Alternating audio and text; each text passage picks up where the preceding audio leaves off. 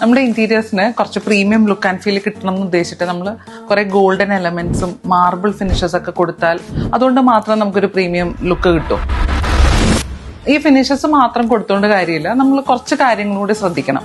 എന്തൊക്കെയാണെന്ന് നമുക്ക് നോക്കാം. അതിൽ ഫസ്റ്റ് തിങ് എന്ന് പറയുന്നത് പ്രൊപ്പോർഷൻ ആൻഡ് സ്കെയിലാണ്. അതായത് നമ്മുടെ വീടിന്റെ പ്ലാൻ അല്ലെങ്കിൽ വീടിന്റെ സൈസ് അനുസരിച്ചിട്ട് പ്രൊപ്പോർഷൻ കറക്റ്റ് ആയിരിക്കണം. അതായത് ഇപ്പം അതിൻ്റെ അകത്ത് യൂസ് ചെയ്യുന്ന ഫർണിച്ചർ ആവാം, ആർട്ട് എലമെന്റ്സ് ആവാം, ലൈറ്റ്സ് ആവാം, എന്തോ ആയിക്കോട്ടെ, അതിന്റെ സ്കെയിൽ ആൻഡ് പ്രൊപ്പോർഷൻ ഭയങ്കര ഇമ്പോർട്ടന്റ്. അപ്പൊ നമ്മൾ എപ്പോഴും ഒരു വലിയൊരു ഏരിയയിൽ നമുക്കൊരു ചെറിയൊരു എലമെന്റ് വെച്ചാൽ അതിനൊരു ലക്ഷറി ഫീൽ കിട്ടില്ല. അപ്പൊ എപ്പോഴും നമ്മുടെ ഒരു റൂമിന്റെ ഒരു പ്രൊപ്പോർഷൻ ആൻഡ് സ്കെയിൽ നമ്മൾ നോക്കിയിട്ട് വേണം ഡിസൈൻ ചെയ്യാനായിട്ട്. രണ്ടാമത്തെ കാര്യം എന്ന് വെച്ചാൽ മെറ്റീരിയൽ കോർഡിനേഷൻ ആണ്. നമ്മൾ യൂസ് ചെയ്യുന്ന മെറ്റീരിയൽസ് എന്തോ ആവാം, വുഡ് ആവാം, സ്റ്റോൺ ആവാം, മെറ്റൽ ആവാം, കളർ ആവാം, പെയിന്റ് ആവാം, റഗ് ആവാം, എല്ലാം അങ്ങോട്ടും ഇങ്ങോട്ടും കോംപ്ലിമെന്റ് ചെയ്യണം.